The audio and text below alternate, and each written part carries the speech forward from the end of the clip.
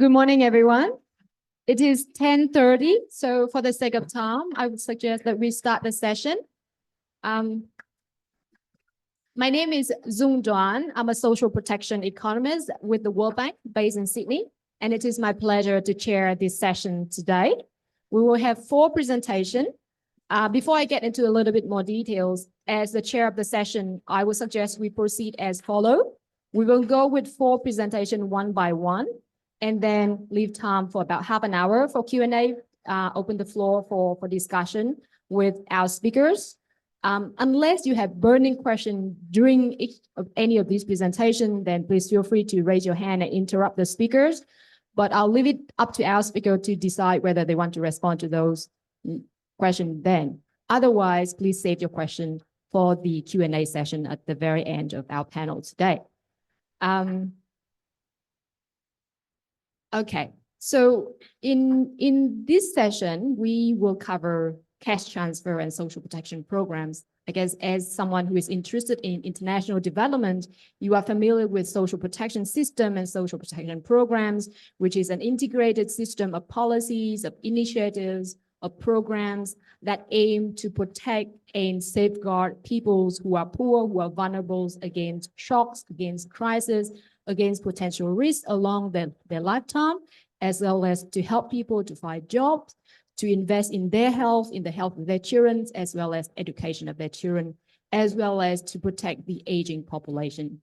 And within such a system, cash transfer is a very common tool that has been discussed and debated with a long history in the literature on development economics. So and as things progress with cash transfer or other type of social protection programs, things get more digital in terms of administration, in terms of delivering the service and the benefit from paper-based, from human-based to online and digital deliveries models. So in these panels, we do cover a range of aspects and dimensions related to cash transfer and social protection, from a comparison between cash and in-kind transfer to logistic and governance aspect, as well as experience in the Pacific and East Asia regions. So our first 2 speakers are online, and you can see them there on the screen. Let me do a quick introduction for our first speaker, and then I'll transfer the microphone and the screen to him. So our first speaker is Adit Seth. I hope I pronounced your name right. He's a final year undergrad student in economics at the Nasi Monji Institute of Management Studies in India, and a research assistant at the Indian Institute of Technology in Delhi. And he has been working on bicycle distribution schemes. I'll leave it up to you now, Adit. You have 15 minutes. Thank you so much. Lovely to be here. Just give me a second. Right. Hi. I'm going to be talking about cash and in-kind transfers, and really with the context of the Indian welfare state, how these compare. So these are largely a part of a policy debate that's been going on for quite a while now, wherein you'd see introductory theory talk about how cash transfers are better by all means in theoretical terms than in empirical terms. And that's largely because when you do give cash transfers, you tend to have more flexibility with the beneficiaries, and they tend to get more choice and better welfare out of getting to decide what they want to consume. But there's a couple of facts that differ when you come to the ground reality in India. Particularly, there's one kind of empirical fact in favor of cash transfers, which is the fact that typically when you look at conditional cash transfers in India, they work really well for social protection of the elderly, supplementing children's income, demonstrating significant benefits in education, access to health services, and so on.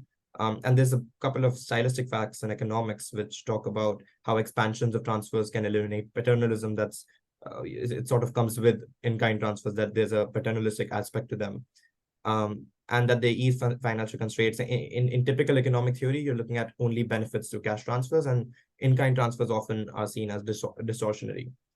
But even within the context of cash transfers, even proponents of cash transfers in the Indian context say that a lot of the arguments in favor of replacing the in-kind transfer regime, and majority of Indian transfers are still sort of done through an in-kind transfer system. The argument made by a lot of people is that this should be done out of fiscal concerns, because typically cash transfers are cheaper per unit of the good than if you were to buy the good and give it to people due to logistical reasons. But even economists in favor say that this is not something you should look at only fiscally. If you do not look at it from a fundamental subsidy objective perspective, you might not actually achieve the long-term goals by switching immediately to cash transfers. There's an economist, Ratan Roy, who says who summarizes this quite well. He says, "Don't become a compensatory state from a developmental state," and this is a risk that India has, that when it switches to cash transfers from in kind, it stops caring about the infrastructure around and thinks everything can be solved by a couple of dollars in the poor's hand. So we look at the in-kind transfers, the biggest scheme in India from the perspective of in-kind transfers, which is the public distribution scheme. And this is effectively a large-scale national food security program wherein the poor have access to non-food items and food items at a very high subsidized rate, a very low price, of course. And within the debate, the running idea is that we really should be replacing the in-kind transfer system, the public distribution system, from food transfers to just giving people money. Ritika Khera wrote a paper in 2014 where she looked at empirical data from over 1,000 households in 9 Indian states, and she found that the preference for cash over food was not as clear as theory would tell us. People did prefer food over cash in a lot of contexts, and the reasons that are highlighted here are actually relatively enduring across contexts. So even beyond PDS, we look at schemes like bicycle distribution schemes. They tend to have these similar reasons, which is poorly developed rural markets tend to be something that discourage people from wanting cash transfers because they don't have access to markets that are nearby. They are not markets that are reliable to be used with cash. There's a lack of access to banks, so they can't really withdraw the money that's given to them digitally. And previous experience with cash transfers has been negative, largely due to corruption. Particularly important is the intra-household conflict bit, which is the idea that within a household, when the cash is given to somebody who is, say, the father of the family, you might see lesser investment in children's outcome and more investment in things that might not be considered socially productive by the state. Again, Ghatak et al. Look at it from the Bihar's bicycle distribution scheme, and they find that over half of the beneficiaries preferred getting the cycles over getting money to buy the cycles. Right. So what we find in the context of PDS again is that as income increases, the preference for food declines, which means in general, people who are of a higher income status within the context of the lower income groups that are the beneficiaries of PDS, the preference for cash is something that is concentrated largely in the upper income portion of that. And that really tells us that maybe when we look at cash transfers, we're letting the elite of the poor, not particularly the poor, but the lower middle class, capture all our attention, and we're not looking at the lowest income portion of the beneficiaries. A very important part here comes with respect to how PDS and in-kind transfers can help function as insurance against price volatility, which is that effectively what in-kind transfers do is that in markets where there's high price volatility, where there's a lot of inflation in goods very quickly, you look at people using in-kind transfers to smooth their consumption, and cash transfers are not necessarily always linked to inflation, which leads to the fact that in a couple of years, you're going to get a lot less money for what goods you need to buy, and in-kind transfer just shifts that cost over the state and helps the households logistically. Within experimental work, there's a lot of so RCTs in New Delhi, which is an urban area, found that cash transfers worked quite well when you were replacing PDS with them. You had very low wasteful expenditure. Inter-household cost conflict was not as big an issue. That's possibly because New Delhi is very, very well connected and the markets are very well functioning. It's the capital of India. And on the other hand, when Abink et al. Did an incentivized field experiment also with urban populations who are low income, they found that intra-household conflict was a big determinant. What happened really was that female headed households preferred rice, which was in kind, and male-headed households preferred cash. And that does show that at the end of the day, the problem of the father or the mother receiving money changes dynamics. Moving on to general effects, what the effective idea behind general effects of cash transfers is that they do increase growth in an economy. And the mechanism for that in this context is not from India, it's from rural Kenya, but it tends to be, again, relatively enduring across developmental contexts, that it leads to higher spending, and that leads to the demand increasing, and in general, the general economy benefits. What, however, is problematic is the idea of price effects that happen with that. If the in-kind transfers, if the cash transfers are large enough, and the markets are not integrated enough, there might be an issue of a temporary burst of time when cash transfers induce a very high inflation. And while on the long term, that levels out to still getting higher growth for the economy, what that might do in the short term is erode the income for a lot of poor people. And that short negative effect is still something to be considered. From the perspective of in-kind transfers actually end up deflating the price of some goods sometimes. And what that does is, from the consumer's perspective, help them get more goods. But from the producer's perspective, who are also in most cases low income in this case, that reduces the income that they're generating from their businesses. So price effects are something that I think, particularly in India, have been ignored within this context. The fact of the matter here is that typically in debates among economics and public policy, cash transfers have been seen as this panacea solution, this solution that does not have to be debated, and this is the only thing we should go ahead with. And while cash transfers do work out quite well in most cases, there are a lot of cases where preferences of households are towards in-kind transfers, and there are political economy concerns such as state capacity, wherein the state might not have the logistical means to get digitally transferred money to the people.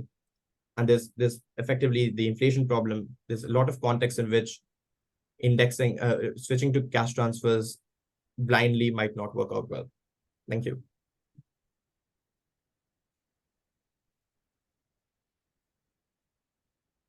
Thank you very much, Adit, and right on time. That makes my life easier. So we have our second speaker, Dr. Hilman Palaon. Dr. Palaon is a research fellow at the Lowy Institute in the Indo-Pacific Development Center. His research focuses on digital economy issues in the Indo-Pacific region. He previously worked for Ernst & Young, USAID, the Indonesian government national team for the acceleration of poverty reduction, as well as the Cambridge Center for Alternative Finance. And in his presentation, he's going to present the findings from one of the two government-to-person or G2P programs in Indonesia, focusing on the usage of the funds that were transferred using electronic money or fintech, and the potential to promote a broader digital financial services or cashless society. Over to you, Dr. Palaon.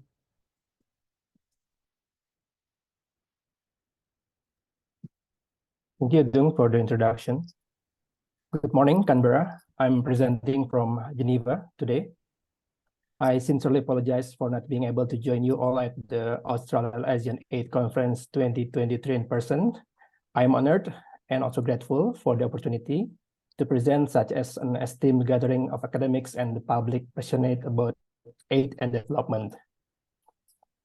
Today, I want to share insights from Indonesia's government-to-person or G2P program that focus lies in examining the utilization of funds transferred through electronic money facilitated by one of the fintech provider, and also its profound potential in advancing broader digital financial services and steering towards a cashless society in the future. In this study context, the G2P, or the government-to-person programs, focuses on the disbursement of social protection programs, which is the main area of this panel. The previous studies argued that digitizing the G2P disbursement, especially from in-kind, cash, and services, to digitized solutions such as the savings accounts, digital wallets, and also electronic vouchers, will have several impacts One is like boosting financial inclusion by expanding access to formal financial services. The second one is also can trigger economic empowerment by offering beneficiaries to engage in economic activities actively. And the last one is more effective and efficient disbursements mechanism, including cost savings for the government and also mitigating corruptions, like Adit also mentioned earlier. Indonesia has been digitizing the disbursements of the social protection program since 2017, which is regulated under. Sorry to interrupt, Dr. Palaon. Yep. Just checking, Please. are you sharing your slides? Because right now we see you, but we do not see any presentation slides. So I'm just checking in case you are sharing and it is not appearing at our end. Can you see my slide now? No, we still see you. Oh. Perhaps sharing your own screen. We can see part of it now. Yes, it's good. It's all good now. It's good now? Oh, sorry. Yes, Maybe the. fine. Thank you. Is it good now? No, sorry. It is all good now. We can see it clear. Please carry on. We can see your slide. Okay. So I'll continue. Indonesia has been digitizing the disbursement of the social protection program since 2017, which is regulated under the presidential regulations. There are several digitized G2P programs in Indonesia, which is the main programs including Sembako or staple food programs, which is reformed from in-kind delivery to e-vouchers. The second one is PKH or family welfare program. This is a conditional cash transfer, which is reformed from cash transfers to the savings account. And then the next one is Kartu Prakerja or pre-employment program. This is the funds disbursement using a virtual account, bank savings account, and fintech e-money, which is the focus of my presentation today on this program. And on the right side, we can see that based on the National Financial Literacy and Inclusion Survey conducted by the Indonesian Financial Services Authority or OJK, Indonesia's financial inclusion index is quite high, which is more than 85% of adult populations aged more than 15 years old has access to formal financial services. However, which is one of the contributions of this is from the digitizing G2P disbursement program since 2017.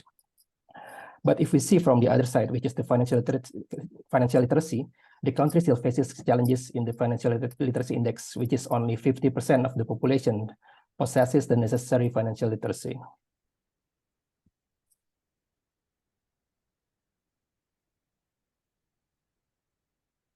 Now I would like to continue highlighting about the Kartu Prakerja or pre-employment program in Indonesia. This program was introduced in 2020 and still continues until today. The main objective of this program is to provide support in upskilling competencies of workers and to enhance entrepreneurial skills. The target beneficiaries of the pre-employment program are individuals of working age, 18 until 64. And also the qualification are they should be job seekers and workers or laborers who have been laid off or need to increase their work competencies. And the last one is the workers who do not receive wages, including micro and small businesses actors. The program coverage is nationwide, and from 2020 until 2024 is already covered 16.5 million beneficiaries. The registration and disbursement process of this program is the most advanced compared to other G2P programs in Indonesia. Beneficiaries can register online, and the project management office of this program will conduct the selection. The validation of the beneficiaries performed by checking national IDs with a host-to-host population database. And upon the successful validation, the beneficiaries will have a virtual account. There are two types of benefits delivered to beneficiaries from this program. First, funds for purchasing training. These funds delivered to the virtual account of beneficiaries, and then beneficiaries select the training providers and pay using the virtual accounts. The second one is the incentives. After completing the training, these funds are transferred to beneficiaries' bank saving accounts or electronic money accounts provided by fintechs. So the study will focus on the fintech e-money type of account.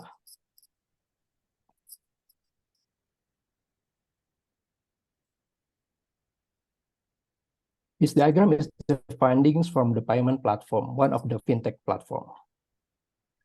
It's highlight on the left diagram, we can see most of the e-money accounts become zero balance and dormant within 2 days. The same condition in years 2020 and 2021.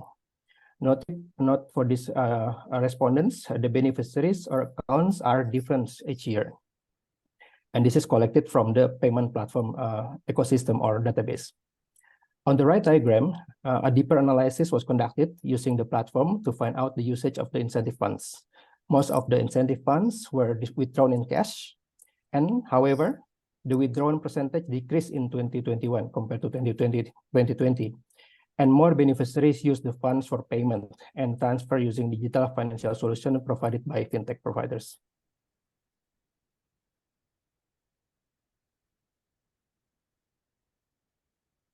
I further analyzed about the utilization of funds using the result of survey from the Kartu Prakerja program.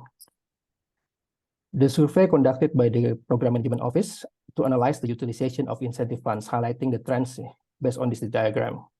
Based on multiple answer survey questionnaires, a significant portion of the disbursed funds found their purpose in addressing immediate needs, primarily focusing on daily essentials such as procuring food, purchasing fuel, settling utility bills such as electricity and water charges.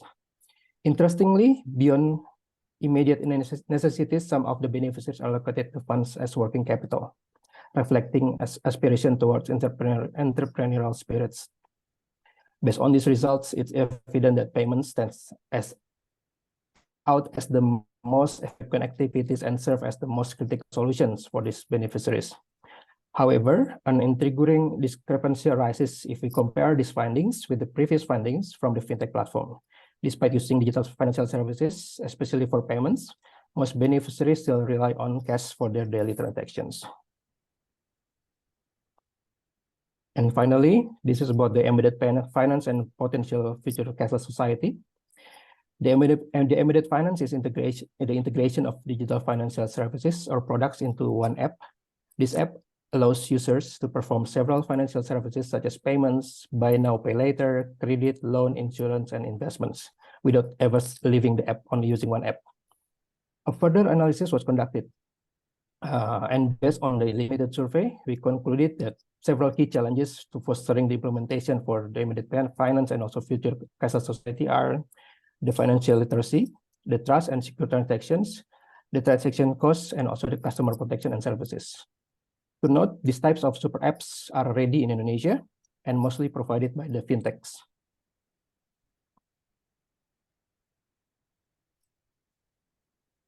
Thank you, and I look forward to the further discussion with you all.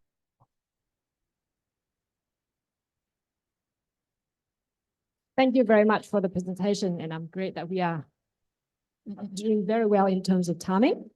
Now we have our third speaker who is here with us, Theodore Weohau. He is the Director of Implementation at SKALA program. And in case you are not familiar with, SKALA is an 8-year partnership program between Australia and Indonesia, aiming to strengthen Indonesia's governance system. Our speaker, Theodore, has over 20 years of experience in development with focus on governance and decentralization. And in the last 13 years, he has worked directly on DFAT's decentralization programs, as well, and now as the Director of Implementation at the SKALA program. So I'll leave it to you for your presentation. Again, 15 minutes.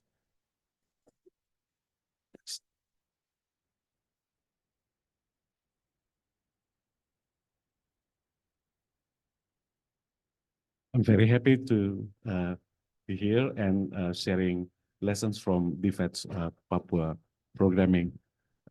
This is my outline of my presentation. We'll start with understanding Papua context, particularly special autonomy law, why adaptive aid management is important, and then I'll use lessons from 2 locally led social protection programs, and also discuss adaptive aid management under special autonomy context. This is Papua, the easternmost province of Indonesia. Papua has very difficult geographical context, remoteness, and also poor infrastructure. In 2000, and Papua is also known as land of extreme because has resource-rich areas, land, province, but also is the poorest province with the lowest HDI.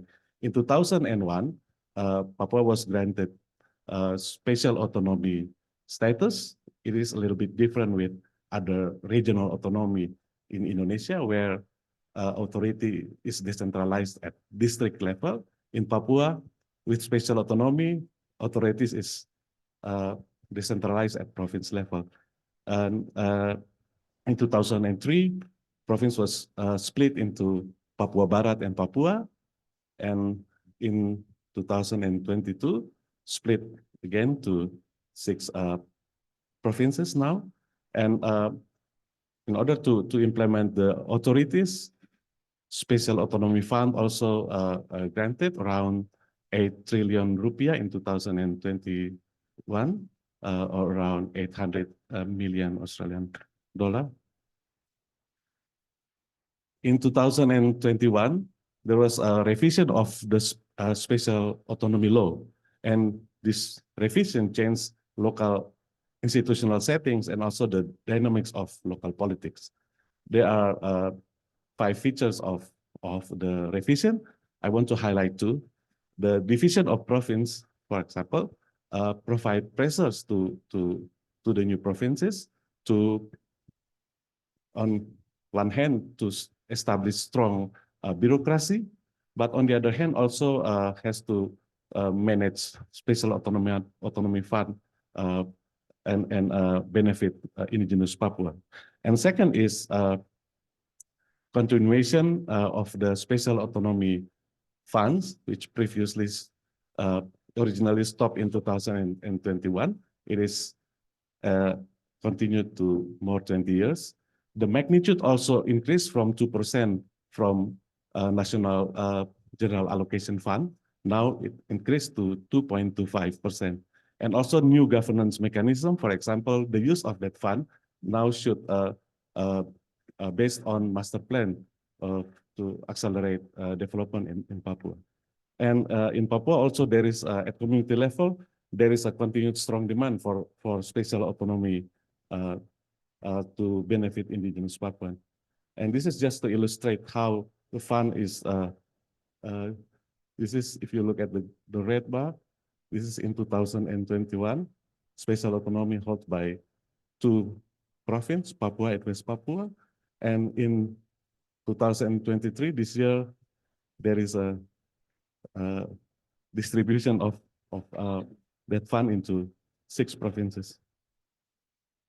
Why adaptive aid management in Papua? It's because of those change in the context. Then adaptive aid management is needed in the form of adaptation of design and governance of the programs. I also want to highlight flexibility and responsiveness, later, discuss it later, and also a high tolerance for risk. I want to use these 2 programs to locally led social protection programs as an example of how adaptive aid management is applied. First, Bangka Papua. I see Ibu Joshua here and Ibu Michelle involved in the development of the program. Bangka Papua is an acronym, Bangun Generasi dan Keluarga Papua Sejahtera. Literally means proud, but it's building prosperous Papuan generations and family. And the other one is Perlindungan Hari Tua, or protection for elderly. But Paitua in Papua, in Eastern Indonesia, also literally means orang tua or elderly. So Bangka Papua is a child grant. It is an unconditional cash transfer provided to children below 4 years old. It was piloted in 3 districts in Papua, remote districts, and every month the beneficiaries receive 200,000 rupiah, and around almost 32 children received this fund in 2019, and it's around 7.7 million Australian dollar allocated from Special Autonomy Fund outside the other mechanisms, this funding mechanisms transfer from central government that come to Papua. This program focused to increase national nutritional intake for indigenous Papuan children.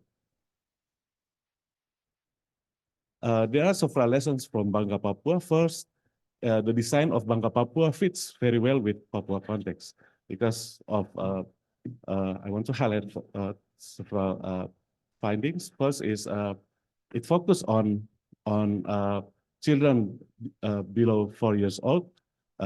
It means that focus on and also on nutrition because 2017 UNICEF study found that around 35% of indigenous Papuan children live below poverty and also stunted, and 25% severely stunted.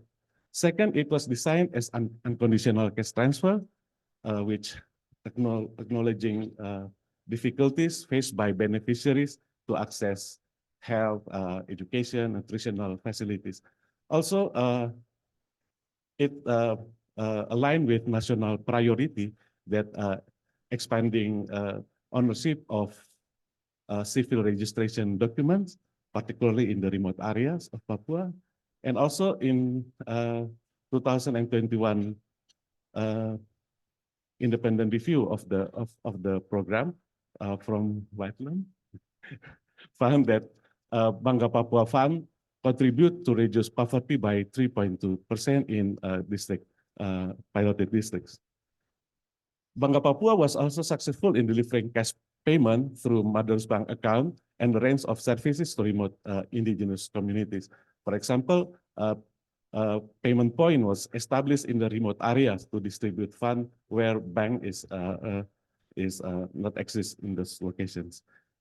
However, despite this promising evidence, provincial financing for the program was suspended in January 2020. Although this program was suspended, but the demand for local social protection programs still exists because social protection is perceived as an effective approach to manage special autonomy fund and also to benefit indigenous Papua. So in 2023, there was an initiative from Southwest Papua, it is a new province, to set up local social protection programs called Paitua. It covers the whole districts in West Papua, Southwest Papua, and for elderly 65 years old and above. The allocation from Special Autonomy Fund is around 2 million Australian dollar for this program. BFAT programs play significant support for establishment of these two programs. Bangga Papua and Paitua share similar program operation cycle, as highlighted by Pak Petra yesterday, that Paitua is a replication of this approach in Southwest Papua. And also BFAT through Mahkota program at the time provide support on social protection aspect, and COMPA provide support on public financial management aspect. Support is provided in the form of research, technical assistance, and also capacity building to manage each step of the program implemented in those two provinces. So adaptive management under special autonomy context.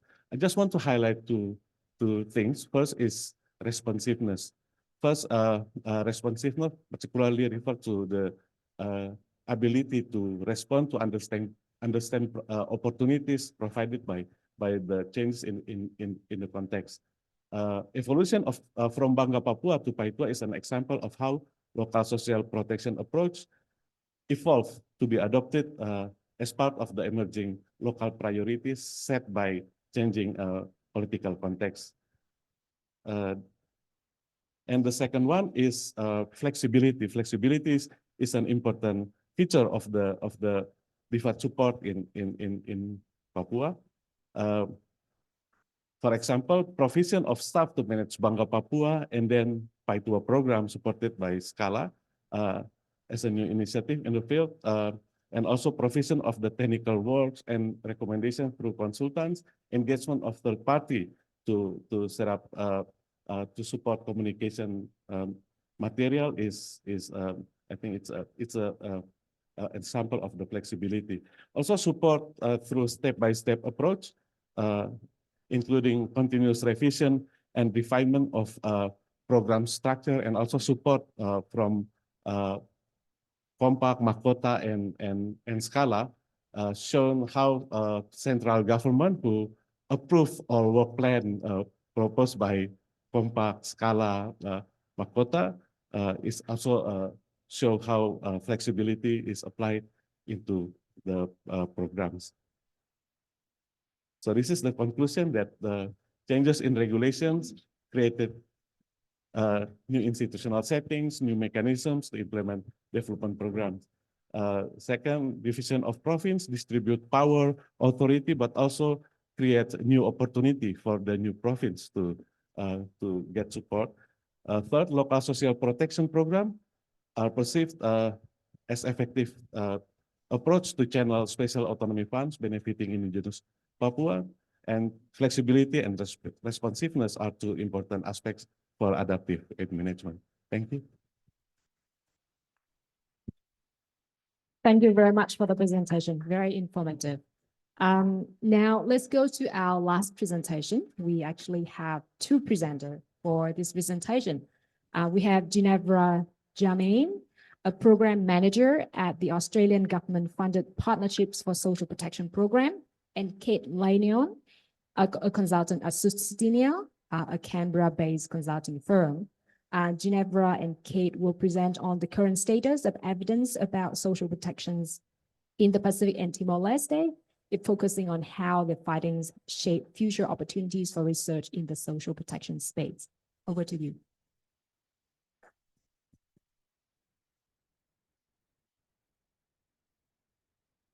Thank you for the introduction. We're really excited to be here to be sharing some early findings from our review of the evidence in social protection in the Pacific and Timor-Leste. First, really quickly about the Partnerships for Social Protection, or P4SP program, which is one part of the Australian government's support to social protection in the Pacific and Timor-Leste. We provide support to governments in strengthening their national social protection systems in a range of ways, including deploying technical advisors and providing remote technical advice, undertaking research and analysis such as this, and delivering training and learning opportunities. I won't speak too much about this, as I think Dung gave a really great introduction, but what I will say is that definitions of social protection can vary across different stakeholders and different actors. What's included, what's not, can really vary, but there is a general agreement that social protection is there to support people, particularly vulnerable groups, in responding to negative shocks, and also to support them to achieve positive societal outcomes. Social protection provides support across the life cycle, recognising we face different risks at different stages of our lives. So it can include things like child and maternity benefits, disability benefits, and elderly benefits, some of which Ted just spoke about in his presentation. And these transfers can be made in cash or in kind, such as through food. Really importantly, especially in our region, is the role of strong social protection systems in being able to better respond to disasters and other shocks. So if governments have strong social protection systems where they can quickly reach a significant proportion of their population, that helps them respond quicker and better in the face of those shocks. This analysis is from some work that P4SP did into financing of social protection in the region, which we're currently in the process of updating, and we'll have a new version out soon. But it shows that this isn't something new in the region, and it is something that governments have been investing in for quite some time. We can see it started with this wave of provident funds, which are typically contributory schemes and so often focus on those in formal employment. But more recently, there's been this growth in government-funded, non-contributory social assistance programs, particularly elderly benefits and disability benefits. Even more recently, again, we've seen the importance of social protection systems in responding to shocks. So we saw a significant increase in social protection responses during COVID-19, and some countries have also used these systems to respond to the impacts of cyclones, for example. Despite this growth of social protection in the region, we had a reflection that the evidence base at least appears to be relatively limited, particularly in comparison to some other regions like Sub-Saharan Africa or Latin America. We were also really conscious that social protection as a concept is something that can be understood differently and even just called many different things. And so we were keen to understand more about how it is being understood in the region. So we undertook this evidence review for a couple of reasons. Firstly, to establish a foundation for P4SP's research agenda and inform our technical activities, but also to contribute to this space in the region and elevate the profile of the region in the global social protection evidence area. Lastly, we wanted to produce some outputs that can inform a broader range of stakeholders when they're engaging in discussions on policy, programming and advocacy, which we will be doing when we publish early in the new year. So we engaged their wonderful Sustineo team to conduct this review over the past few months, and I'll now pass to Kate, who'll speak a little bit about the approach and some key findings. Thanks, Ginevra. That's right, I've got a mic here. So I'll now briefly talk through our approach and methodology for the search. So the first thing that we needed to decide was how wide we wanted to cast the net in terms of geographic and thematic focus. We came into this really not knowing how much literature we would find, and so it was really important that our scope could be adjusted over time as the search progressed. And so we used this conceptual framework where the series of cascading circles represent the prioritization of different topics. And we started in the middle with non-contributory cash transfers, and we worked our way out. In the end, we found a lot more literature than any of us were expecting, and for that reason, we didn't cover Circle 4, which was social care and other related topics. In terms of geographic focus, as Ginevra has mentioned, we were looking at the Pacific and Timor-Leste. We also considered cross-cutting themes, including gender, disability and social inclusion, as well as climate change and other shocks, and how they intersect with social protection.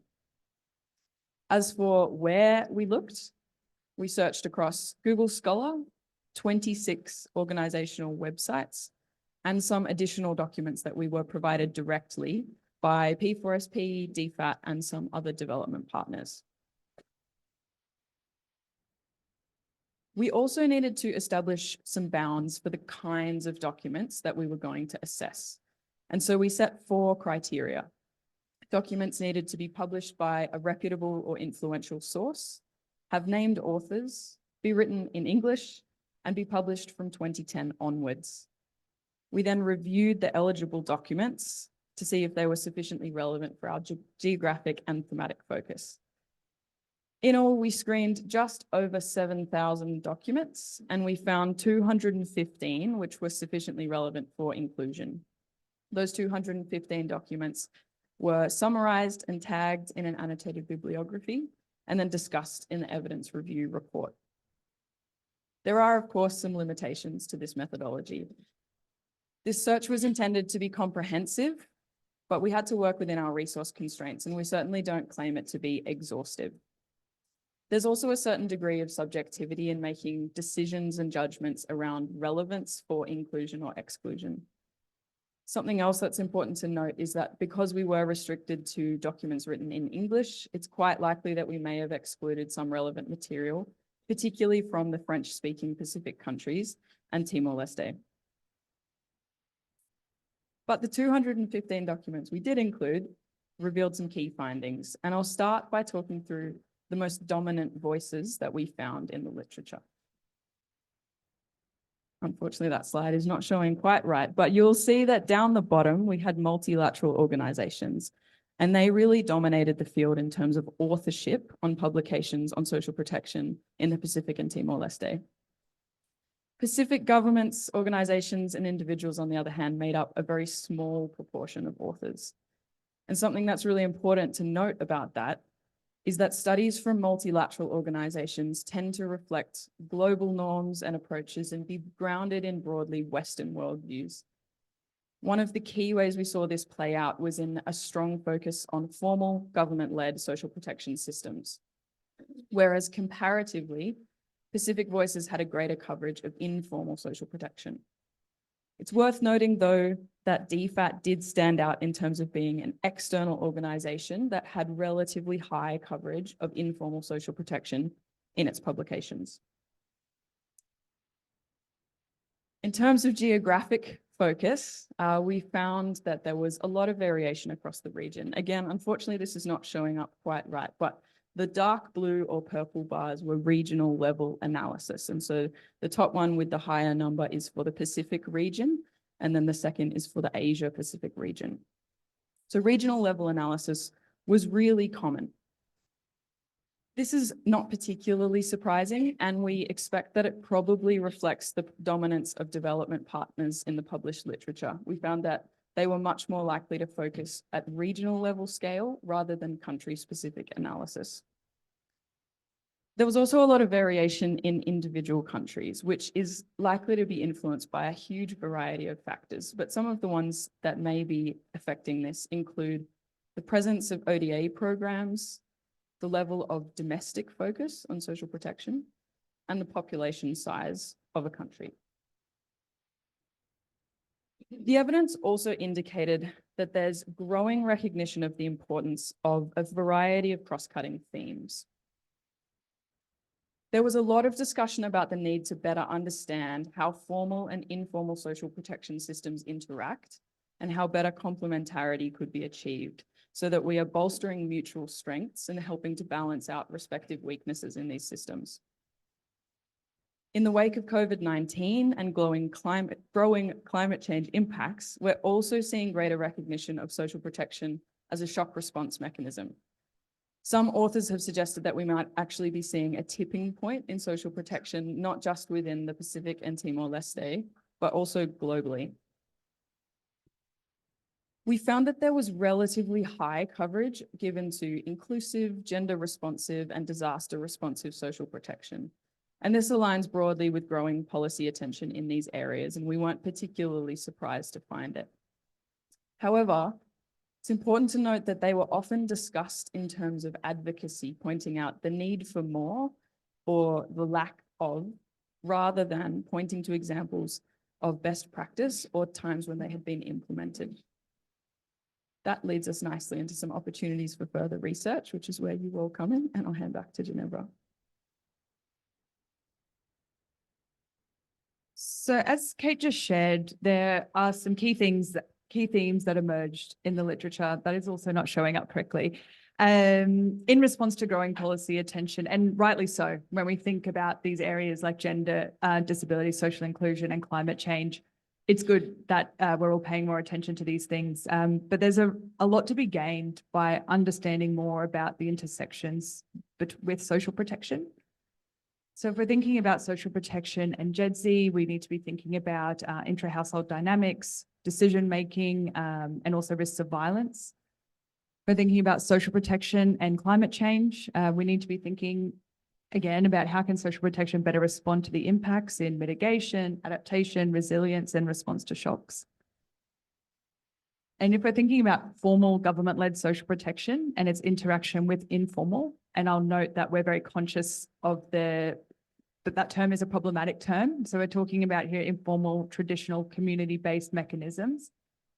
Thinking about how these interact with each other, and where, again, like Kate said, there may be complementarities or strengths and weaknesses that can be balanced out. It's also really important to acknowledge how these areas intersect with each other. So if we're thinking about social protection Gen Z and climate change, we need to be thinking about who is being most impacted by the effects of climate change and what the role of formal social protection is or could be in supporting those people. Similarly, between Gen Z and informal systems, who may be being excluded by informal systems and structures? And again, how can formal social protection best fill those gaps? And in relation to informal systems and climate change, really thinking about the impact of covariate shocks and how the role that formal social protection plays when there's a shock that impacts an entire community that would likely be really burdening informal structures. When we think about these areas and recognizing, I guess, the significant gap in research still in our region, there's a whole range of research approaches that are required. So the first one should say policy and program evaluation. As Kate said, there's a little bit of a gap in actually reviewing existing programs and particularly government programs as opposed to non-government programs. And really unpacking what works and also what doesn't, so that we can better share lessons, so that we can make adaptations and improve implementation, and just generally so we can build up the evidence base in our region to be able to better respond to potential concerns that may arise, such as how cash is being spent or whether it's having the impacts that are intended. The next one is supposed to say economic analysis. So when we acknowledge the really tight fiscal context that a lot of countries in the region are facing, being able to make a really strong economic case is a really important part of that story. And lastly, social analysis, making sure we're able to understand who is benefiting, who may be being excluded, and why and how, so that we can adapt programs and improve that.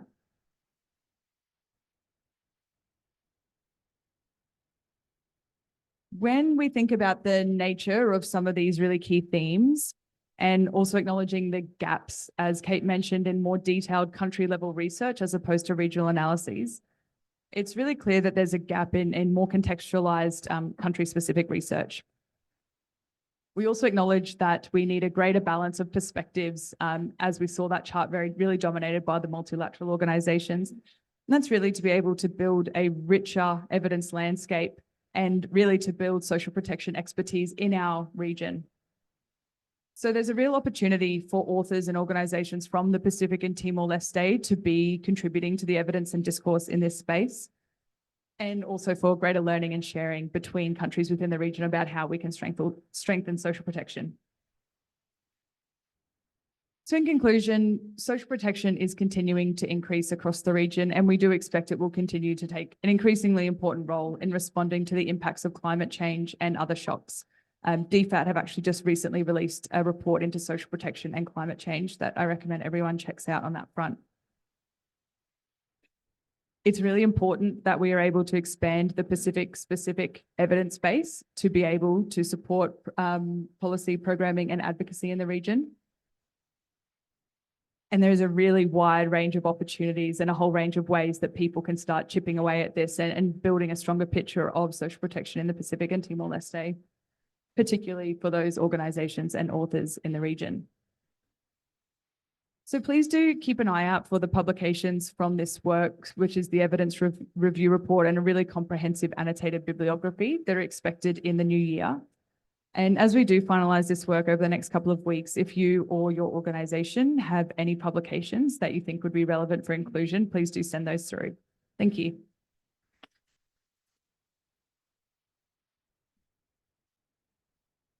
Thank you very much, Ginevra and Kate, for the presentation. Very exciting. So with that, I'll open the floor for discussion and questions from the audience. Okay, I'll take 3 questions at a time. Please introduce yourself, your name and where you are, and address your question to specific speakers. Okay, 1 question at the back, the gentleman here at the middles and the lady in the front. Please.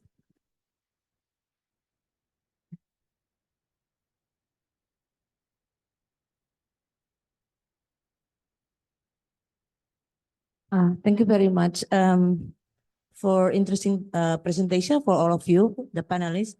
And I'm just wondering, this is not specific question for one particular panels, but to all of them. How do you see that social protection from the guest perspective? Because when we are talking about social protection, especially like relevant to Timor-Leste, for example, because they are very prone to shocks, and also I remember because I used to work also in Timor-Leste, so like a social protection for a veteran and for elderly and for disability, for example.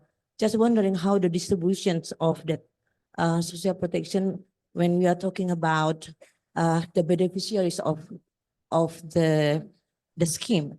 And maybe the beneficiaries is not the right term to use, but I think this is the right of everyone to have a social protection. So I'm just wondering how maybe one of you can explain better.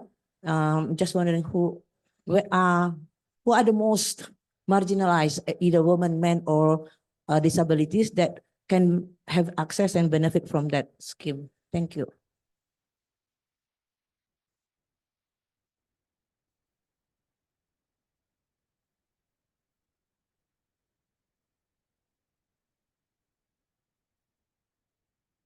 Thank you. My name's Robert Walker. I'm from the Lowy Institute. I was just wondering on the ability for social protection programs to be rolled out in constrained environments. Based on Hilman's presentation, it seems like digitalization and financial inclusion and literacy are quite important for these programs to be very effective in their outcomes. And I'm just wondering in maybe more infrastructure constrained environments like the Pacific and Timor-Leste, how are these programs actually reaching people that aren't typically more connected? And is it through potentially more standard ways of state capacity reaching out to these individuals and households? Thank you. Thank you to the presentation. That was very informative. My name is Doan. I'm from Papua New Guinea, and my question is directed to Kate and Ginevra. Did you find any literature from the private sector, and I mean through their corporate social responsibility, because they are also one of the major actors and players to the development of any nation? Thank you. Okay, I'll give the microphone to Hilman and Adit online first. Would you want to come in? Yes, maybe. Thank you for the questions. Maybe I would like to comment with the first questions and also the second question from Rob. The first one about the GETSI's perspective. So based on my previous experiences in Indonesia, focusing in Indonesia with Indonesian government, I think it's depends on the objective of the government, which one is really promising or the targeting of the beneficiaries, and also it depends also about the program itself. So you can say the mother will be like the most potential if you would like to support the families level, but somehow also several programs like focusing on the disabled people is also very crucial. So again, it depends on the government agendas, which objective that the government would like to achieve, and also not to forget also based on the readiness of the funds that I believe Adit also highlighted about the fiscal policy things about this social protection and supporting from the funds perspective. And the second question regarding the infrastructure, if I may highlight a little bit from the Indonesia perspectives. Of course, not all 100% in Indonesia has access to the internet, and also the affordable of the digital services like a mobile phone and others. It's still not 100% owned by the vulnerable or the poor populations, but somehow the government should have at least plan B. So not 100% digitize the disbursement, but also need to have like the offline mechanism in special areas. So I'm not sure about the condition in Timor-Leste and the Pacific as of now. Thank you. Adit, do you want to come in? Sure. I really only have a partial answer for the first question. And that's really it's not based on any sort of rigorous data, but I assume at least in India the targets of these programs are people according to the general income distribution. So within the caste system, there's unfortunately people of historically backward classes and castes, considered the scheduled caste and the other backward classes, the scheduled tribes in the Indian constitution. So these are typically people who, because of historical reasons, have been marginalized and have economically lower status. So the Indian government does actually do special provisions for them. And across gender, of course, women, and across religion, we tend to see lower economic outcomes in Muslims. So there's no data that I do have in my mind that could tell you where the focus of the interventions are, but I would assume that typically the people, just by the virtue of being concentrated on the lower, on the left-hand side of the income distribution, would be benefiting more from these policies. Yeah, thank you. Thank you. On Getsi perspective, I think I want to highlight two important features of the program. First, the distribution of payment through bank account using mother's bank account, mother or guardian of the kids, and I think it is important feature for the area where patriarchal approach still there. And second is use of village health cadre, mostly women, to distribute information on how the fund should be used, and also using of local languages. Papua is West Papua is multi languages province, around 270 local languages spoken there, and material for the use of fund to support nutrition, for example, under Bangga Papua, also using local language, also under Paitua program, also using local languages. On the second questions, yeah, I think there's some limitation. For example, because of limited infrastructure in Papua, program at that time should establish what they call payment point to distribute fund, and also not just to distribute fund in the area where a bank is not exist, but also is used as an like a marketplace, and also used as a place for government to also socialize other programs in that those remote areas, because of yeah, some facilities are not there.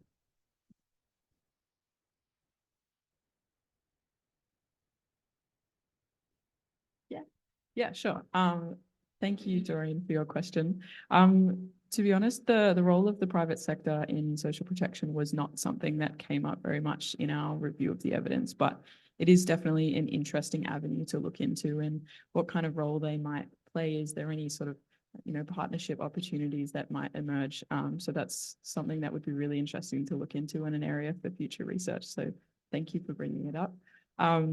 If I might quickly jump to some of the earlier, the question around social protection in constrained environments, and both Hilman and Adit were speaking about, digital payments.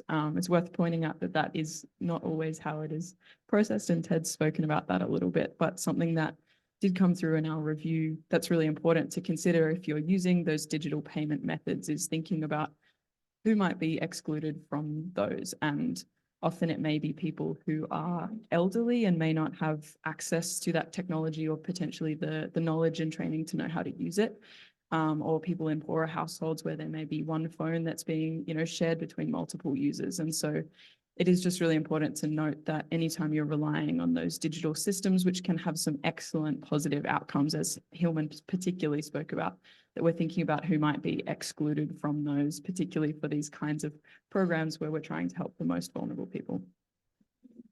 And if I can just maybe link those questions about digital technologies and the private sector, what we did see in Timor-Leste with the recent new program was it kind of encouraged the beginning of a government and private sector partnership with telcos to assist in the delivery of payments. Ultimately, it wasn't mobile money, because we have to think about an entire financial services ecosystem and whether people are able to use mobile money, whether there are sellers that accept mobile money. In the case in Timor-Leste with this program, it was more used as a communication registration mechanism for people to then attend payment points, similar to Bangga Papua, at health posts, which also helped with the cash plus elements or encouraging health seeking behaviours. So I think that's a really, there's a lot of potential there. It also happens in other countries in the Pacific of those government private sector partnerships around digital solutions where they make sense and are accessible to the people that they need to be accessible to. Great, thank you very much. I'll take three more questions. Okay, lady in short hairs at the middles. At the back there, one questions. And nothing from this side. I'm trying to be inclusive. Okay, lady at the back there as well. Thanks very much. My name is Jo Crawford, working with the Equality Insights Program at International Women's Development Agency. I have a couple of questions for different members of the panel addressing different presentations.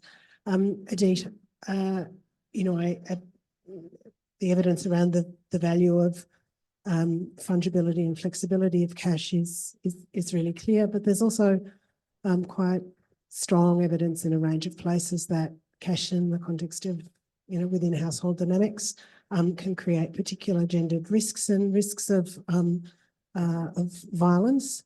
And those things are often not well addressed and considered in thinking about cash transfer programs. And I would be interested in your reflections on that, but also just to alert people to something that was developed a number of years ago called Do No Harm, which is a toolkit that was developed for program managers around who are engaged in sort of economic support related programs to really integrate thinking about risk of violence into their programming. And you can access that via IWDA's website. My broader question, I guess, is around some data related questions, and it goes, I suppose, both to the kinds of evidence base that's informing the work on cash transfers and also on social protection.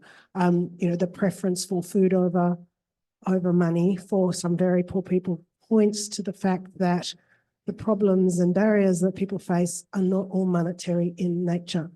And so although cash is pointed to as efficient and respectful in that it allows people to address priorities, it makes assumptions about how problems are solved and how change happens. And I suppose I'm interested in the extent to which the data that is available and forming some of these programs points to the broader structural problems. And again, a sort of shameless plug, which is to say that the Equality Insights work that the DFAT is supporting, which provides a sort of multidimensional insights into barriers to poverty, into poverty that points to the barriers that people face. Also provides a framework for thinking about the sectors and the cohorts that are particularly should be of particular concern when we are thinking about designing programs. Thanks.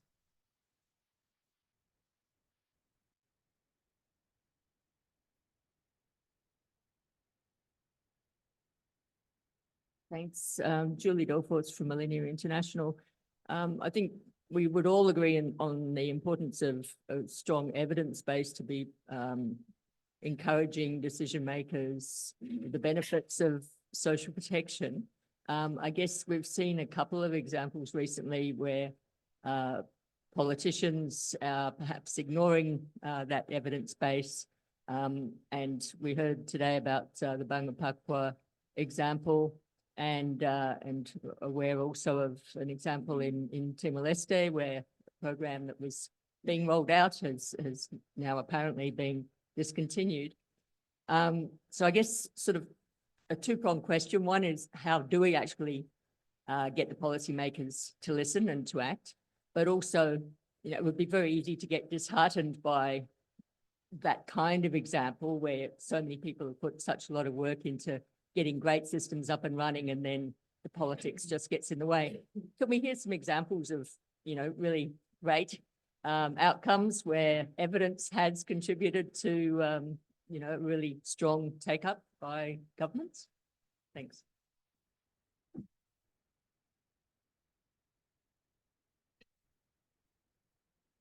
Hi, my name is Lilis from SKALA. I'm that's a staff, but I'm going to ask other things related to, it's quite similar to the first question that assuming that the cash transfers going to the family within the households and we neglected the gender dynamics who are taking decision making in the family, we found that some cash transfer, for example, for stunting, maternal mortality goes to women, but at the end of the day, husband use the money for cigarettes or for alcohol or those kind of things. So do you come across how the cash transfers or social protection directly, like how far it's really benefit for the real beneficiaries?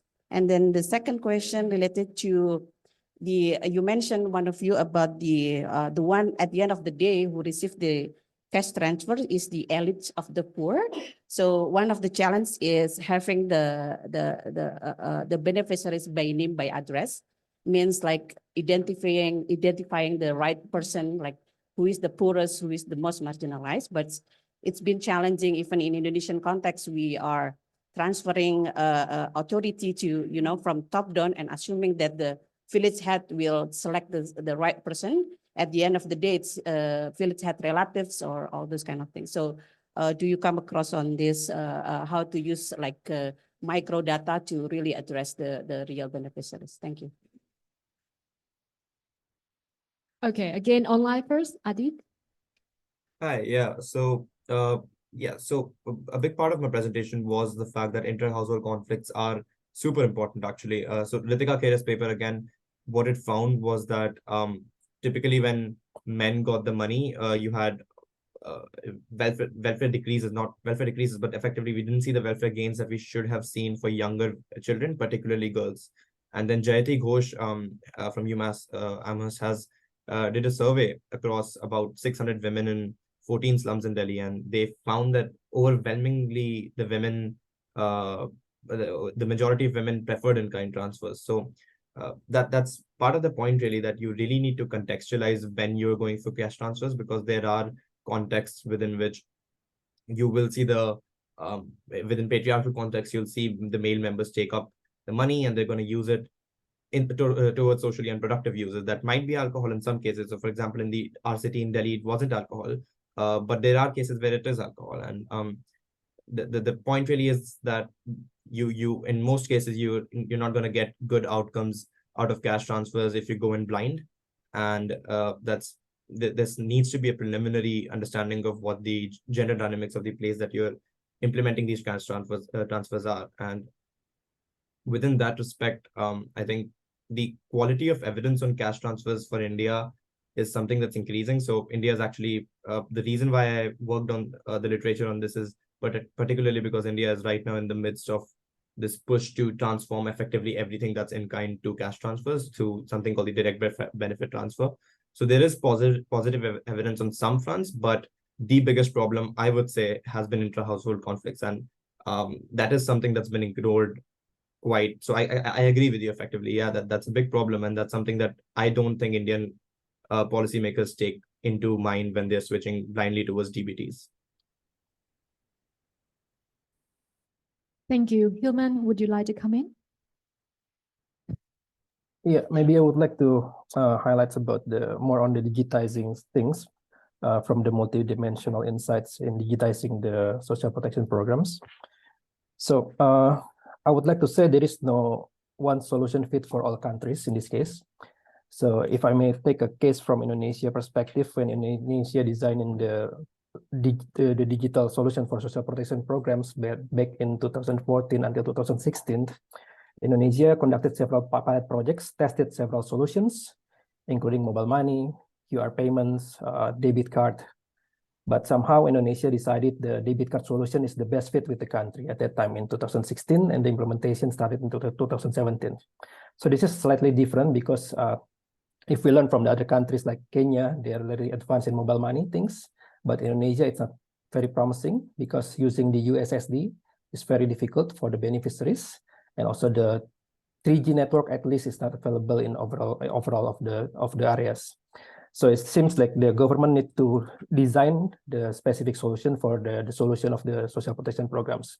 And not to forget also in terms of the beneficiaries perspective, I agree that some people also mentioned about the readiness of the beneficiaries, whether they have the digital solutions or whether their literacy is quite high. They understand about the password, they understand about how using the digital solutions, and also maybe other requirements that needed to conduct the digital transactions. Additional things that I get from my previous job is regarding the women. I believe a woman is the best actor in the family, even though it will be referred to the cultural conditions. So for instance, if the women get the money from the governments, so we can assume that the money will be used for her family. So instead of if the money giving to the father or to the husband. So this the point that it seems like the women will be the good actor for supporting the family. And the other things, based on my findings, when I try to introduce the digital solutions, I see the potential actor that could be like teaching the family, which is their children. So when we did when I did the pilot projects back in 2014, 2016, every time when we introduce the new programs or the new solution, digital solution in this case, the mother always brings their children. So the children somehow teach the mother how to do something, how to do with the mobile money, how to do with the debit card, how to do with the other things with scan the QR and everything. So it seems like the next actor that we need to encourage in terms of the digital solution in the family level, it should be the children. So that's all from my side. Thanks. Thank you. Thank you. In the room? So I want to highlight three things. First, the importance of public intensive communications. During the preparation of Bangka Papua, for example, when milk was provided in Aspat, for example, the father of the kids they drink the milk. So we think that it is important to establish very massive, intensive public communications in the design of the program. Second is also want to highlight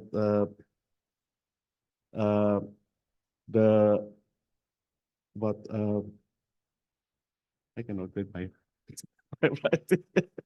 yeah, the contestation of the priorities.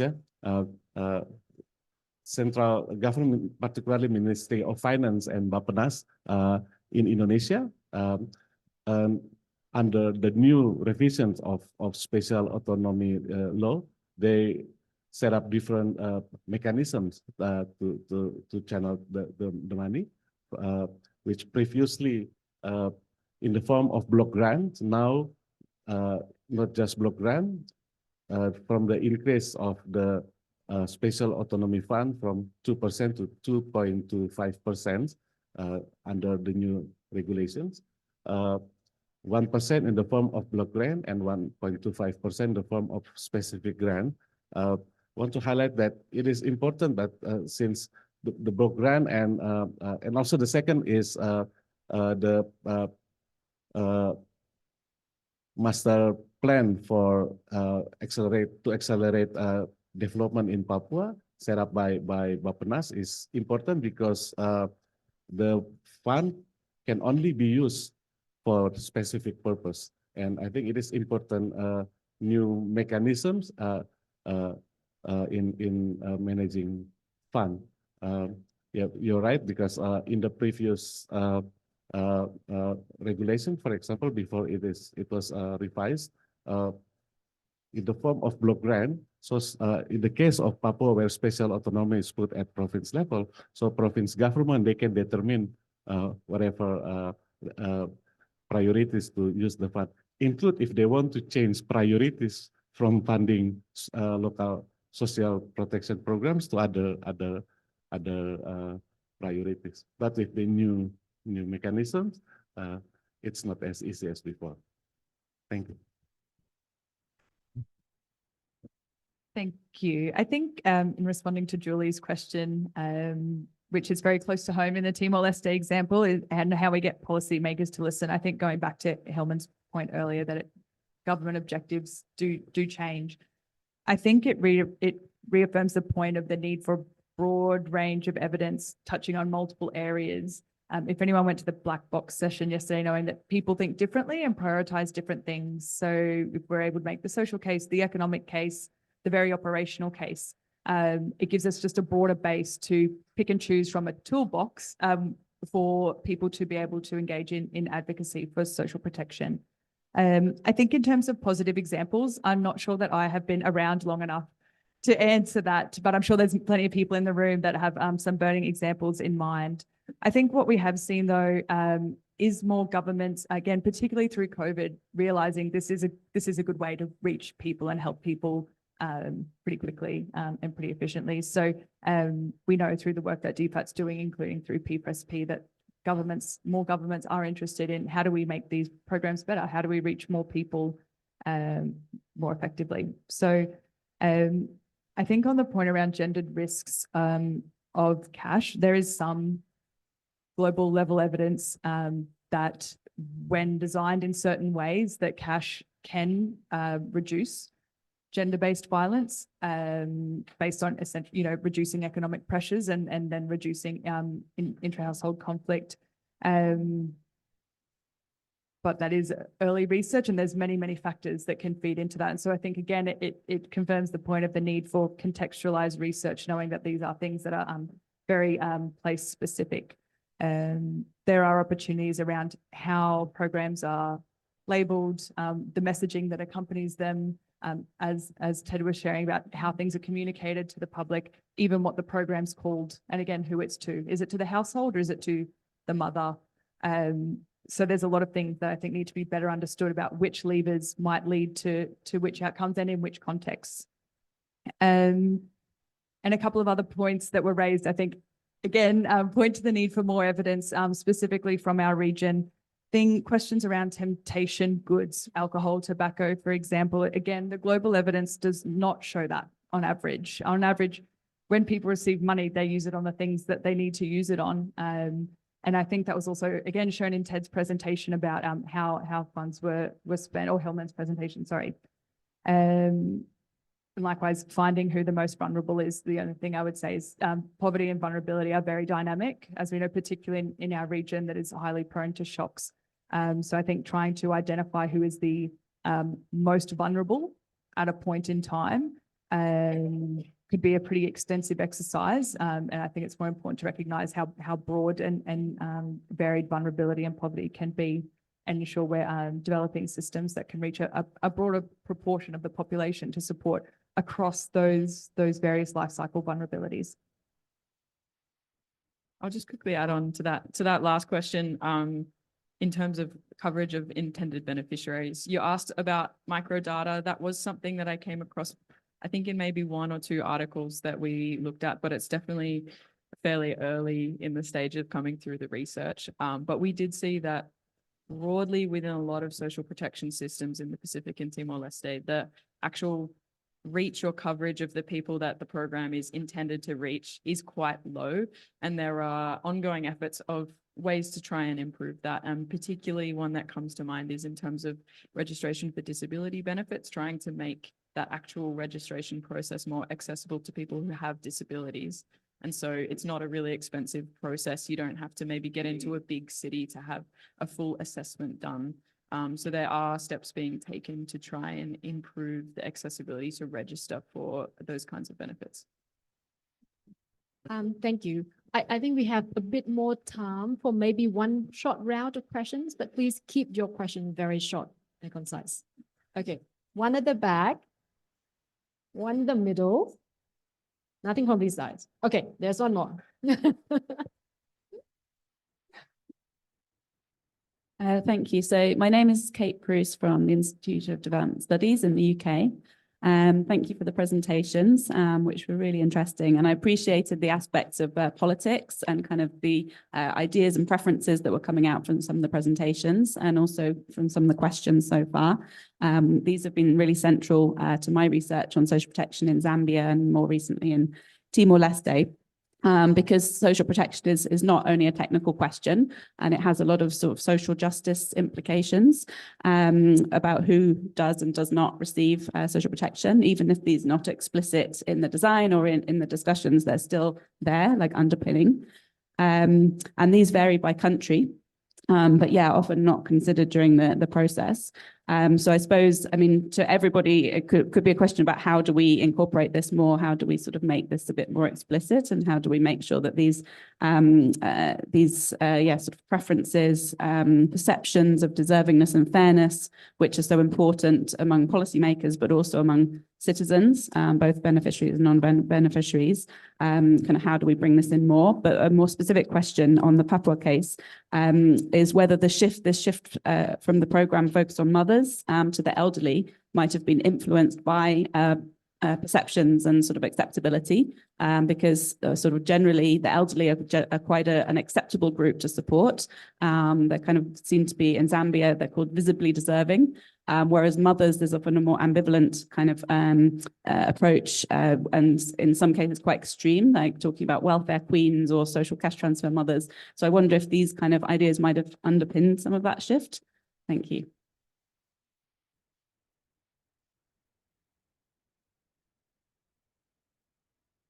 Hi, my name is Prima from Alinea International. Basically, my questions, I'm more interested in actually knowing the formal and informal social protections mechanism. As you mentioned that there are changes in the government, there are changes on the priorities, and some social protection program get suspended, but doesn't mean the poor are not finding a mechanism to cope. So I'm more interested to know when Bangga Papua, for example, or even other social protection programs as a type of formal social protection is suspended. Do you know whether and how the vulnerables, in this case, women and children, cope through informal system? And do you use that as a part of the advocacy to basically, taking to your account the fairness, who are the deserving populations to receive the social protections? And the other thing that I want to ask is actually whether you seize the opportunity to support the revival of social protections approaches of Bangga Papua through Paitua is actually also advocating the need of the mothers and children for social protection, and use that as a policy window or window of opportunity for advocating. And I'm curious to know who are the recipients of the Paitua social protections, where that gets saved. Is there a preference for women elderly, or the elderly, whether it's male and female? Which brings me to Adit's point on how the social protections often benefiting the elite poor. I guess that's my questions. Thank you.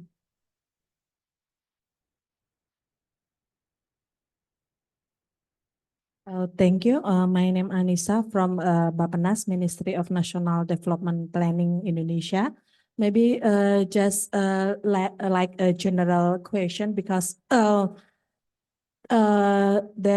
you said about the targeting, about the data and something like that, and also about the effectiveness, how to get the purest. But maybe I ask about the design program itself, because there are many program of social assistance, kind of the aim to bring a better access for education and for health, and then also how to give better consumption, so kind of food assistance and something like that. So, but after many programs, it's difficult to integrate. Do you have, from the speaker, do you have any idea how to integrate? Because somehow to make effectiveness in targeting and design somehow a kind of program like family allowance, and because in Indonesia challenges is how integrate the targeting kind of from for scholarship for children, and also a cash stand for education, something like that. So how to connect this kind of several program of social protection. Thank you. Great. I'll let speaker in the room go first this time. If you want to.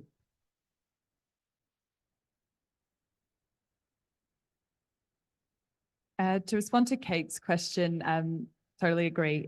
It's not just a technical area, it's a social area. I think that when we look back to the chart about how social protection has evolved in the Pacific and Timor-Leste and that more recent shift, I guess, towards social assistance, elderly and disability benefits did lead the way. And so I think it's also useful to understand what the existing politically palatable entry points are. And there's a huge opportunity to strengthen systems that if then there becomes an appetite or an opportunity to extend that into a child benefit, for example, then the systems and the skills have been built to enable that.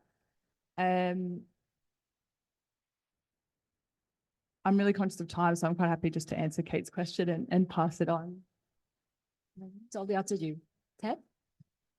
Yeah, you're right on the political aspect of the design of the social protection program. In the case of Bangga Papua and Paitua in Papua areas, it was designed as a universal cash transfer. So whoever that identified eligible, for example, in the case of Bangga Papua, below 4 years old, and also under Paitua above 65 years old, they are identified eligible to become the beneficiaries.